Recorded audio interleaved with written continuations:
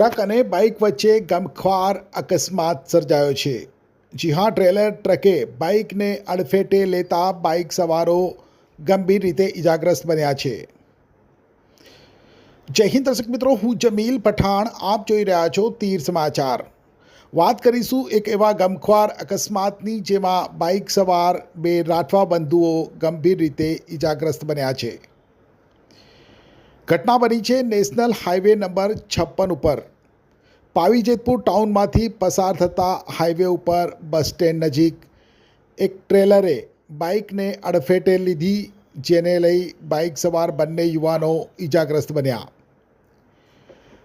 GJ12 BW 9951 નંબરનું 22 વ્હીલનું trailer છોટાઉદેપુરથી Bodeli તરફ જઈ રહ્યું હતું અને બાઇક સવારો પણ બોડેલી તરફ જ જઈ રહ્યા હતા। દરમિયાન પાવી જેતપુર બસ સ્ટેન્ડથી સહેજ આગળ અચાનક આ બાઇક ટ્રેલરની ડાબી બાજુના ભાગમાં અથડાઈ અને બાઇક ઉપર પાછળ બેઠેલ યુવાનનો પગ ટ્રેલર વચ્ચેના પૈડા નીચે આવી ગયું।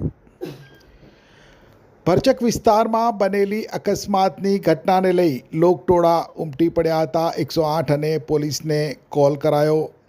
અકસ્માતનો ભોગ બનેલા બાઇક સવારોની ઓળખ કરતા બાઇક ચાલક વિક્રમભાઈ પોપટભાઈ રાઠવા, રહેવાસી ખેડાગામ, તાલુકો પાવી જેતપુર અને પાછળ બેઠેલ યુવાનનું નામ રાકેશભાઈ અરવિંદભાઈ રાઠવા, રહેવાસી ગુંદીનો હોવાનું સામે આવ્યું હતું।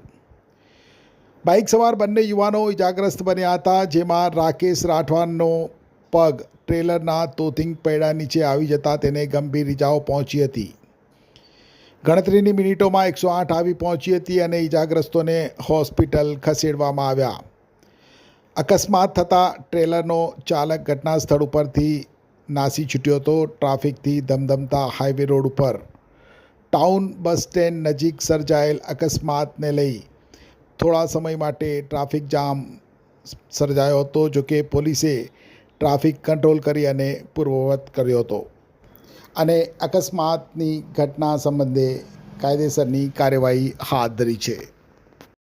એક્ટિવાથી લઈ JCB સુધીના, ટૂંકમાં દરેક વાહનના અને દરેક કંપનીના, જી હા, દરેક કંપનીના અને દરેક સાઇઝના ટાયર એકદમ કિફાયતી ભાવમાં મળશે અને તે પણ આપણા છોટાઉદેપુરમાં।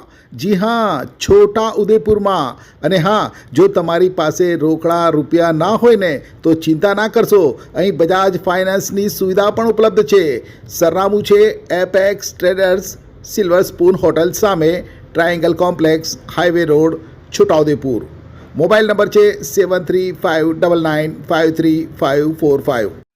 છોટાઉદેપુર સહિત રાજ્ય, દેશ અને દુનિયાના સમાચાર જોવા માટે સબસ્ક્રાઈબ કરો તીર સમાચાર અને બેલ આઇકોન જરૂર દબાવો।